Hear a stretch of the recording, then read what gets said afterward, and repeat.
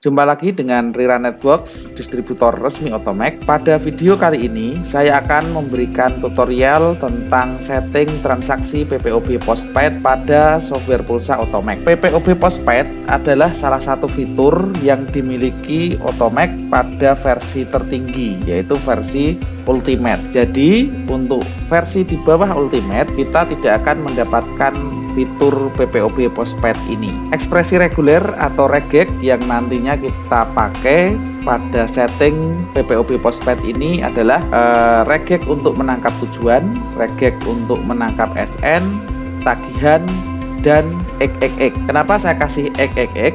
Karena parameter ini nantinya bisa kita ganti sesuai kebutuhan. Kemudian saya akan coba berikan sedikit penjelasan. Di regek ini kalau diperhatikan ada perbedaan, yaitu pada regek tujuan yang di belakangnya adalah /D, kemudian yang lain di sini di belakangnya hanya titik plus. Kalau belakangnya adalah /D baru plus, artinya nanti untuk tujuan ini hanya bisa menangkap angka. Kemudian kalau di sini yang titik plus itu artinya dia bisa menangkap bebas baik angka maupun huruf. Oke, kita akan langsung lanjutkan bagaimana cara menyeting PPOB Postpaid pada aplikasi Otomek. Seperti biasa yang kita butuhkan adalah aplikasi Otomek, kemudian contoh replay dari supplier untuk transaksi PPOB. Sebelum memulai, saya akan berikan penjelasan, yaitu kita harus membuat produknya terlebih dahulu. Kalau untuk membuat produk diawali dari membuat provider.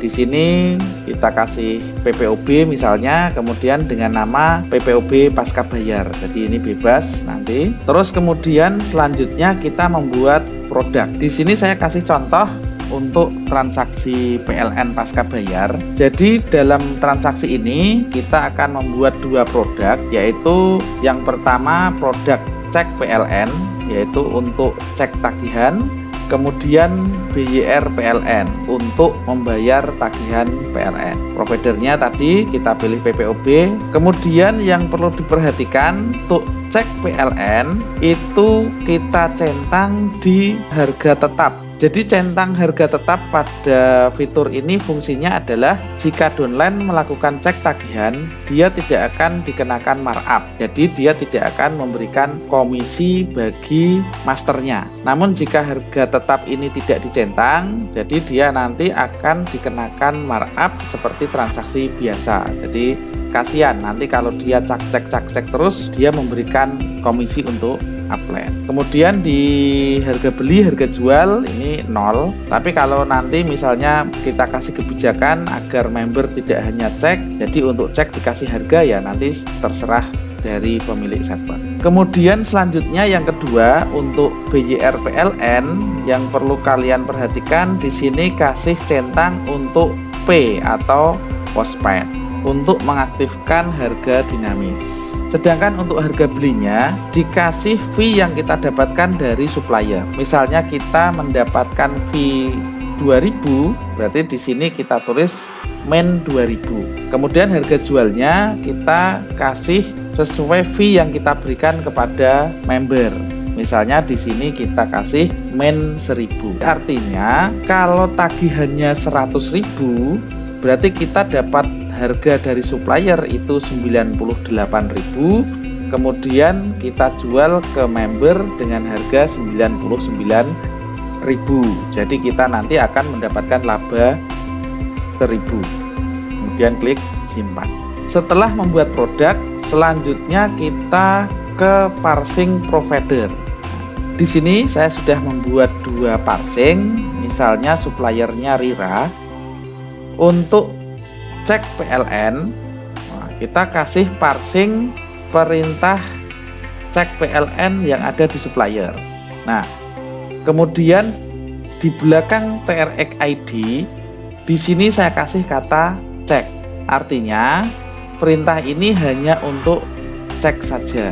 Kemudian yang kedua, untuk produk BYR PLN membayar tagihan, itu perintahnya tetap perintah cek, namun di belakang TRX ID saya kasih kata bayar. walaupun transaksinya bayar, di perintahnya kita tetap berikan perintah cek. Kenapa begitu? Karena sebelum membayar tagihan itu kita wajibkan dulu untuk mengecek tagihan ke supplier untuk mengetahui besar tagihan. Setelah tagihan diketahui, nanti akan dibandingkan dengan saldo member. Apakah saldo member itu cukup untuk membayar atau tidak? Jika saldo member tidak cukup, nanti akan dapat balasan gagal, saldo tidak cukup. Jika saldo member cukup, baru dilanjutkan untuk perintah bayar tagihan. Banyak server pulsa yang karena kesalahan setting untuk bayar langsung dikasih perintah bayar, nanti akan terjadi kebobolan, yaitu tidak peduli saldo member cukup atau tidak, langsung dikirim perintah bayar ke supplier. Setelah parsing selesai dan dipahami, di sini kita lanjut dengan membuat penangkap jawaban. Untuk membuat penangkap jawaban, kita siapkan regex tester, kemudian kita copy replay. Di sini saya punya 3 replay. Yang pertama adalah replay cek tagihan, ada kata cek di sini. Kemudian replay cek tagihan dengan kata bayar, dan yang terakhir adalah replay sukses untuk bayar tagihan. Kenapa di sini ada kata cek? Ini adalah mengikuti dari kata cek yang tadi kita buat di parsing provider. Jadi kalau kita kasih kata cek di sini, maka replay yang kita terima juga ada kata cek. Kemudian kalau di sini kita kasih kata bayar, maka di sini akan ada juga kata bayar. Yang pertama ada kata cek, artinya member hanya melakukan cek tagihan saja. Kita copy replay suksesnya di sini. Karena di sini hanya untuk cek tagihan, maka jika dapat balasan seperti ini, maka status transaksi akan dibuat sukses. Kita ambil kata kuncinya mulai dari cek sampai HRG ya. Jadi di sini kita ambil kata kunci cek harus diambil, terus kemudian di sini ada tujuan, ada kata kunci berhasil, dan ada serial numbernya. Nah, kita copy seperti kemarin yang sudah saya buat pada video sebelumnya. Kita ganti tujuannya dengan regex.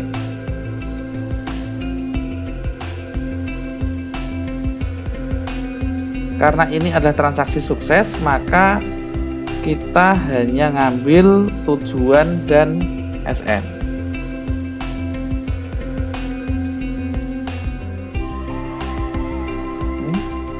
Kemudian setelah kata berhasil, di sini ada tanggal dan jam.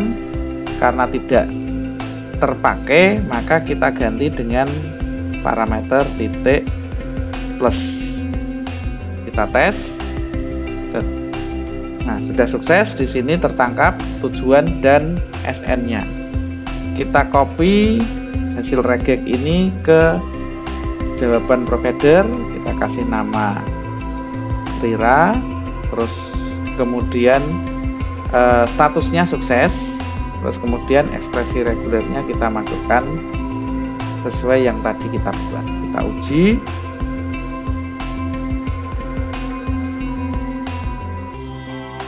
Sini status transaksi sukses, tujuan ada, SN ada. Kemudian kita lanjutkan replay yang kedua. Jika member ingin membayar, maka ada kata bayar di sini, walaupun perintahnya di sini cek PLN, maka nanti balasan yang kita dapat ada kata bayar juga. Kita copy jawabannya.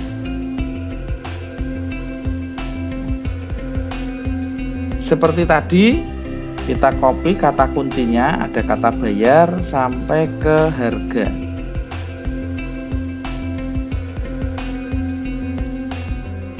Untuk cek bayar, artinya perintah cek yang nanti dilanjutkan ke pembayaran. Ada satu lagi yang wajib kita tangkap, yaitu adalah tagihan. Karena tagihan ini nanti akan dipakai untuk membandingkan antara besar tagihan dengan jumlah saldo member. Tujuan kita ganti dengan regex tujuan. Terus kemudian tagihan di sini adalah 59052. Kita ganti dengan tagihan.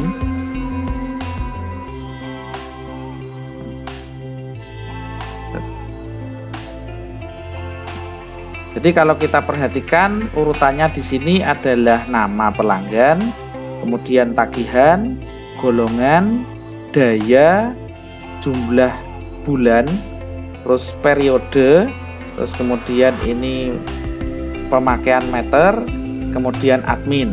Kita akan gunakan regex yang x tadi. Ini. Jadi regex x ini bisa kita pakai bebas ya. Misalnya di sini nama, nah ini saya copy di sini, kemudian x-nya saya ganti menjadi nama. Terus kemudian di sini R1M saya ganti dengan golongan. Terus kemudian 900 saya ganti dengan daya. 1 BLN saya ganti dengan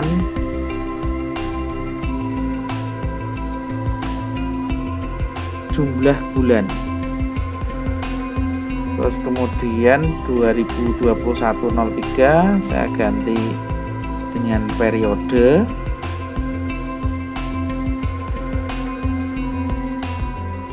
Yang angka meter di sini juga saya ganti dengan meter.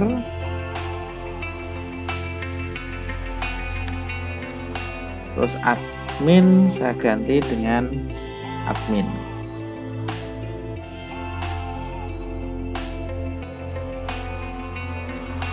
Jangan lupa di sini tadi ada angka yang tidak terpakai berupa tanggal dan jam, kita ganti dengan titik plus. Jadi parameter-parameter ini semuanya bebas kita kasih nama sesuai yang kita inginkan. Tapi yang paling penting dan wajib hanya tujuan dan tagihan. Terus kemudian di sini kita tes. Oke, sukses. Nah, di sini sudah tertangkap ya, semuanya ada tujuan, ada nama, ada tagihan, ada golongan, daya, jumlah bulan, periode, meter, dan admin. Kemudian kita copy regex yang telah kita buat ini ke penangkap jawaban. Rira. Statusnya adalah menunggu jawaban karena transaksi ini belum final. Kemudian regexnya kita copy di sini. Terus kemudian kita simpan. Nah, penangkap jawaban ini belum selesai karena jika ternyata nanti setelah cek tagihan saldo member itu cukup, akan dilanjutkan dengan perintah bayar. Nah, kita munculkan dulu kolom untuk perintah bayar. Di sini kita centang perintah. Oke. Nah, di kolom perintah ini kita masukkan parsing untuk bayar. Nah, kita ambil coba di sini. Tadi ya.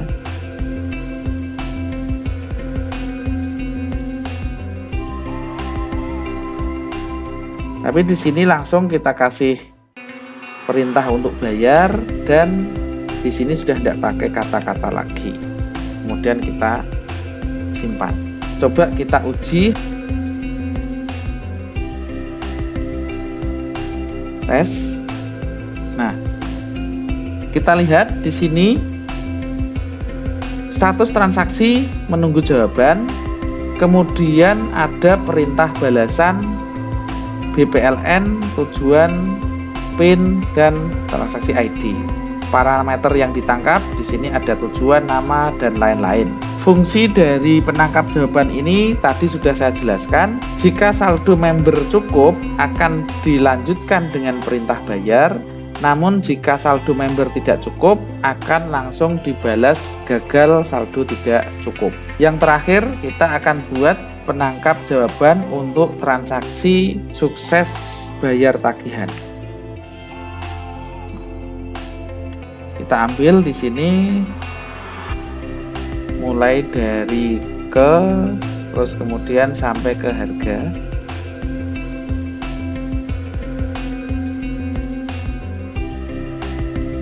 Karena ini adalah transaksi sukses, yang wajib ditangkap adalah tujuan dan SN.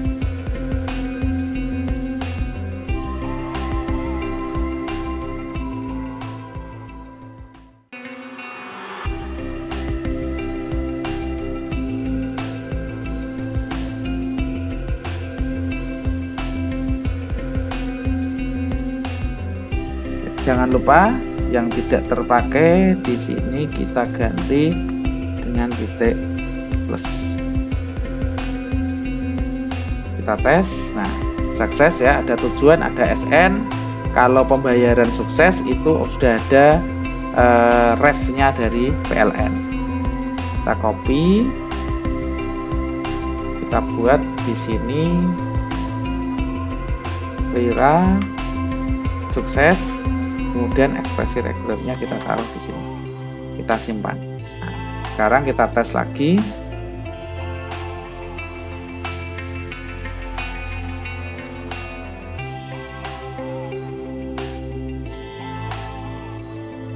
Oke, di sini transaksi sukses, tujuannya ini, SN-nya. Demikian video tutorial ini. Jika masih ada pertanyaan, silahkan tinggalkan di kolom komentar. Jangan lupa like dan subscribe channel ini agar tidak ketinggalan tutorial terbaru tentang Otomax. Terima kasih.